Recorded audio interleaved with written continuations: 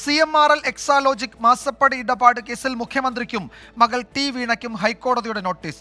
മാസപ്പടി ഇടപാടിൽ വിജിലൻസ് കോടതി ഉത്തരവിനെതിരെ മാത്യു കുഴൽനാടൻ MLA നൽകിയ പുനഃപരിശോധനാ ഹർജിയിലാണ് നടപടി. മുഖ്യമന്ത്രി ഉൾപ്പെടെയുള്ളവർക്കെതിരെ അന്വേഷണം നിരസിച്ച വിജിലൻസ് കോടതി ഉത്തരവ് റദ്ദാക്കണമെന്നാവശ്യപ്പെട്ടാണ് മാത്യു കുഴൽനാടൻ ഹർജി സമർപ്പിച്ചത്. നിയമ പോരാട്ടത്തിന് ആത്മവിശ്വാസം കൂട്ടുന്ന നടപടിയെന്ന് മാത്യു കുഴൽനാടൻ 24നോട് പറഞ്ഞു. കോൺഗ്രസ് മാത്യുവിനൊപ്പമുണ്ടെന്ന് പ്രതിപക്ഷ നേതാവ് VD സതീശനും പ്രതികരിച്ചു.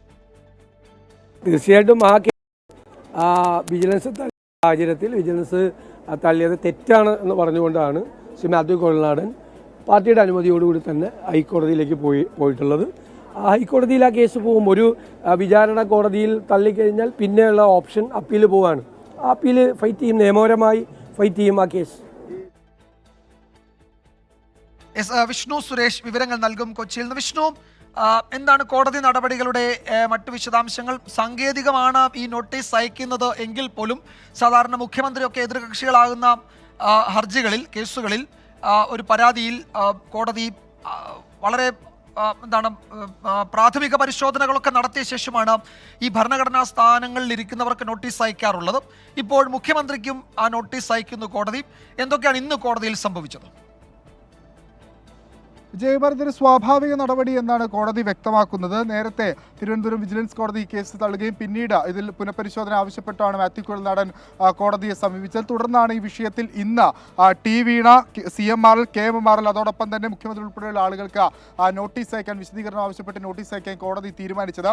ഒപ്പം ഇതുമായി ബന്ധപ്പെട്ട് പ്രോസിക്യൂഷൻ പ്രധാനപ്പെട്ട ഒരു വാദം ഉന്നയിച്ചത് സർക്കാരിനെ കക്ഷി ചേർക്കാൻ എന്തുകൊണ്ട് ഇതുമായി ബന്ധപ്പെട്ട് മാത്യു കുഴൽനാടൻ ഹർജിയിൽ തയ്യാറായില്ല എന്ന് പ്രോസിക്യൂഷൻ ചോദിച്ചു. ഒപ്പം ഹർജിക്കാരന്റെ ഇഷ്ടത്തിനനുസരിച്ച് എതിർകക്ഷികളെ തെരഞ്ഞെടുത്തു എന്നായിരുന്നു DGP ഈ വിഷയത്തിൽ വാദിച്ചത്. അടുത്ത 2-ാം തീയതി കേസ് വിശദമായി പരിഗണിക്കും. ഒപ്പം അന്നായിരിക്കും മുഖ്യമന്ത്രി ഉൾപ്പെടെയുള്ള ആളുകൾ തങ്ങളുടെ വിശദീകരണം കോടതിയെ അറിയിക്കുകയും ചെയ്യുക. മാസപ്പടി ആരോപണത്തിന് നേരത്തെ പൊതുപ്രവർത്തകനായ ഗിരീഷ് ബാബു നൽകിയ ഹർജിയും പ്രത്യേകം പരിഗണിക്കും. ഈ വിഷയവുമായി ബന്ധപ്പെട്ട് അമിക്കസ് ക്യൂരിയെയും നിയോഗിച്ചിട്ടുണ്ട്. എന്തായാലും മാത്യുവിനെ സംബന്ധിച്ചിടത്തോളം നേരത്തെ ഏറ്റ തിരിച്ചടിയിൽ നിന്ന് ഒരല്പം ആശ്വാസം നൽകുന്നതാണ് കോടതിയുടെ ഇടപെടൽ. നേരത്തെ വിജയകുമാർ സൂചിപ്പിച്ചതുപോലെ സാധാരണഗതിയിൽ സാങ്കേതികത്വമെല്ലാം മനസ്സിലാക്കി വിശദമായ പരിശോധനയ്ക്ക് ശേഷമായിരിക്കും ഭരണഘടനാ സ്ഥാനങ്ങൾ ഉൾപ്പെടെയുള്ള ഇരിക്കുന്ന ആളുകൾക്കെതിരെ ഇത്തരം നോട്ടീസുകളോ അല്ലെങ്കിൽ വിശദീകരണങ്ങളോ ചോദിക്കുകയോ കോടതിയുടെ ഭാഗത്ത്. പക്ഷേ ഇത്തവണ അതുണ്ടായിരുന്നില്ല.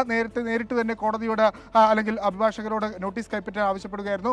തങ്ങൾ നോട്ടീസ് കൈപ്പറ്റി വിശദമായ വിശദീകരണം ഈ 2-ാം തീയതി കേസ് പരിഗണിക്കുമ്പോൾ നൽകും എന്നാണ് അറിയിച്ചത്. വിജയകുമാർ. ഹർജിക്കാരൻ സ്വമേധയാ ഇഷ്ടമുള്ളവരെ അല്ലെങ്കിൽ സ്വന്തം ഇഷ്ടപ്രകാരം കേസിൽ കക്ഷി ചേർക്കാൻ ശ്രമിക്കുന്നു എന്ന പ്രോസിക്യൂഷന്റെ വിമർശനം അവിടെ ഉണ്ടായിരുന്നു. പക്ഷേ അത് മുഖവിലക്കെടുക്കാതെയാണ് കോടതി മുഖ്യമന്ത്രിക്കും മകൾക്കും ഈ ഹർജിയിൽ നോട്ടീസ് അയച്ചത് എന്നത് ശ്രദ്ധേയമാണ്. ഇക്കാര്യത്തിൽ മുഖ്യമന്ത്രിക്കും മകൾക്കും ഇനി കോടതിയിൽ മറുപടി നൽകേണ്ടി വരും, വിശദീകരണം നൽകേണ്ടി വരും. കോടതി അതുകൂടി പരിഗണിച്ചായിരിക്കും ഇക്കാര്യത്തിൽ അന്തിമമായ ഉത്തരവ് പുറപ്പെടുവിക്കുക. വിഷ്ണു സുരേഷാണ് വിവരങ്ങൾ നൽകിയത്.